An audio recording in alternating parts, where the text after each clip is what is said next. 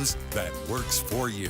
This is WGXA News. All new on WGXA News at 5. Day 3 in the search for a missing Perry teen. Coming up in a live report. What investigators plan to try next to get answers. And weeks after the firing of a popular school superintendent caused protests, Taylor County School Board is moving on. We'll tell you what they're doing now in a live report. If somebody wishes to move forward with it, I'm going to leave it up to the voters.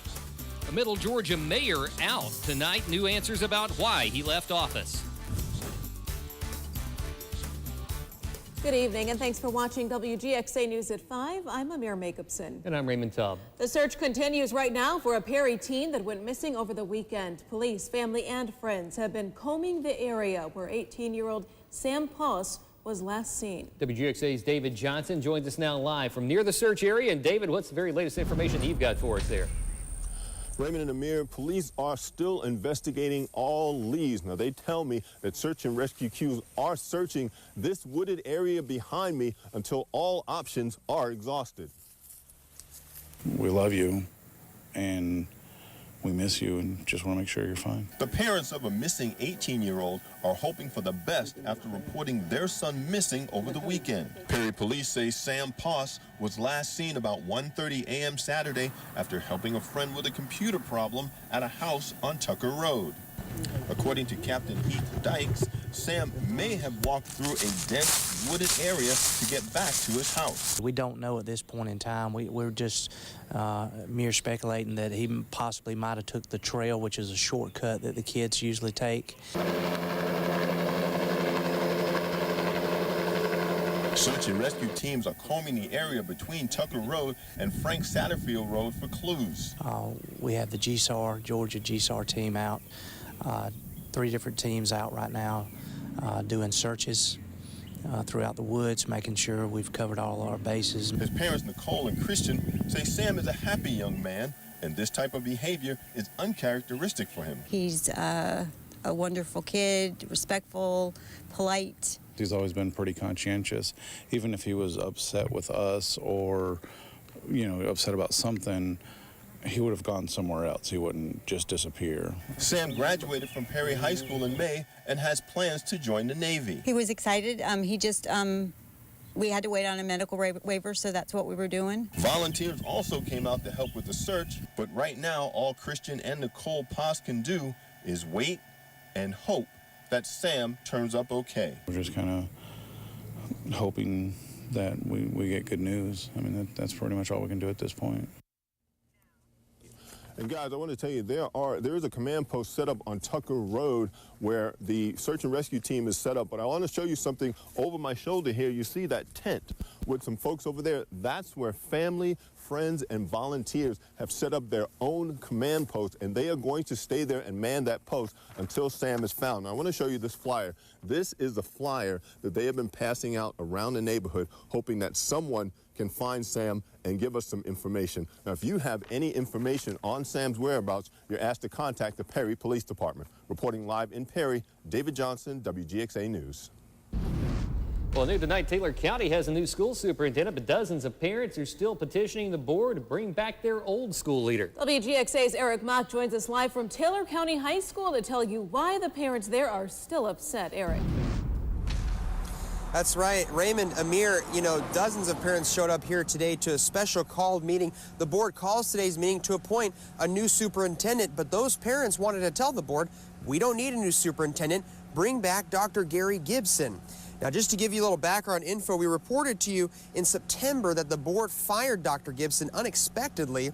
No board members have actually yet given a reason as to why they let him go. Now, today's meeting was so full of parents and grandparents of Taylor County students that they moved to the Taylor County High School auditorium instead. Now, many of those parents, they got up, there's about a dozen of them that got up during the public comments section, and they all pretty much said that they were severely disappointed with the board's decision-making up until that point, and that they wanted them to bring back Dr. Gibson. Now, the board didn't end up appointing a new superintendent instead, and didn't seem like they didn't really listen to what those parents were saying. Now, coming up in the next half hour, you're going to hear from some of those parents about what they're saying, why they want Dr. Gibson back, and why they think the board has made such a mistake. Also find out who the board appointed to replace Dr. Gibson. That's all coming up in just a few minutes. For now, reporting live in Butler, Eric Mock, WGXA News. All right, thanks, Eric. Well, we have new information tonight from the former mayor of Cochran on why he resigned from his elected post. WGXA's Matt Thilke is live in the newsroom with what the city is doing to move forward. Matt. Yeah, former Mayor Michael Stoy stepped down last week, accusing city council members of violating open meeting laws and the city's code of ethics. Stoy says that's something that he just couldn't stand behind. This video might not look like much to you, but former Cochran Mayor Michael Stoy says it shows enough for him to want to resign last week. I did not wish to be associated with that type of behavior. We work too hard in this community to open up city government. It's security camera video from July 26th in City Hall, obtained by WGXA through an open records request. The video shows 4 city councilmen meeting in the lobby before a scheduled meeting. Stoy and another witness believe they talked about city business, although no audio was captured in the recording to verify that claim. The clerk had to go back up to the front of the room, up to her office, which is in the front, and she overheard one of the council members saying that you needed to make a motion. Stoy says that could be categorized as an illegal meeting, violating both city and state laws requiring open meetings. As mayor, I have an obligation to ensure that meetings proceed and follow the rules and openness for the citizens, and I felt that they'd stepped over the boundaries. Along with his resignation, he could report the alleged violation to the Secretary of State's office or the city's Ethics Council, but he said that could bring the city's progress to a screeching halt. The city needs to continue. If this is a distraction, we've made some great progress. It needs to continue. And City Manager Richard Newbern says that's exactly what they're doing. The City Council and city staff were moving ahead. Yes, it was a surprise that the mayor resigned.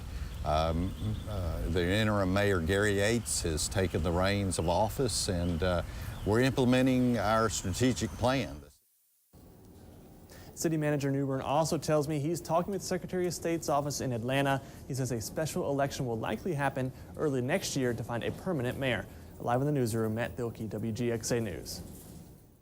Well, another hot day. We hit the 90s in some areas today, and it certainly felt like it, and it is not what you would expect for October. Not at all. Our chief meteorologist, Jeff Cox, is live over in Storm Track Central. He has our first look ahead, and Jeff, you say we are going to see some big changes. We're going to have to wait until later this week. Yeah, Friday into the weekend, we will have some big changes to our weather pattern in middle Georgia that will drop us back to October standards, if not more like November standards. But we've got to get there first. Today's high in Macon, 90 degrees. It's the third time this month that we've seen 90 or hotter in Macon. And to put that into perspective, how rare are 90s in October?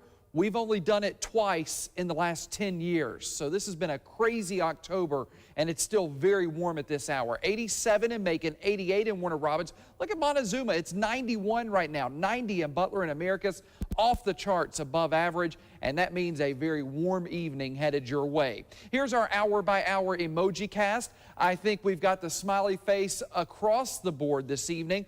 We're still in the 80s through at least 7 o'clock. We'll be down to the 70s by 9 and eventually into the 60s for the overnight hours. Now, coming up a little later in the show, yes, I've got these big changes coming our way.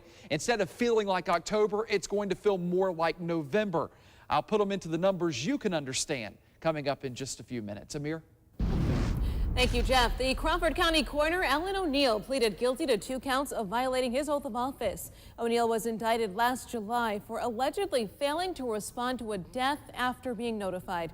He's been sentenced to a total of 10 years probation. As part of his plea agreement, O'Neill must withdraw as a candidate for the office of coroner. He's also prohibited from running for or holding elected office in Georgia until he completes his sentence. Well, Macon man is in the hospital tonight after getting shot at a local apartment complex. Bibb County deputies found Charles Pettigrew shot in the back at Waverly Point Apartments. According to a release from the sheriff's office, that shooting happened after Pettigrew got into a fight with a woman that he knew and a man named Cortellis Howard. Howard and the woman were interviewed by the detectives, but we've got no word of any charges right now, although that case is still under investigation. As part of an operation known as Cross Country X, 82 minors were rescued from a human trafficking ring. 239 traffickers and their associates were arrested from October 13th to the 15th. James Comey, the director for the Federal Bureau of Investigation, says, quote, Operation Cross Country aims to shine a spotlight into the darkest corners of our society that seeks to prey on the most vulnerable of our population. Arrests were made in a number of areas across the state, including Athens, Augusta, Alpharetta, Dunwoody, Marietta, DeKalb, and Gwinnett counties. Well, up next, find out how the campaigns may be putting fear into Americans, how it's affecting the presidential race. Plus, see how local board members are working to ensure your safety on the roadways. Coming up in sports, we'll hear from Kirby Smart on what Georgia is working on during their bye week. Plus, take a look at a couple of local teams in the volleyball playoffs tonight. Stay with us.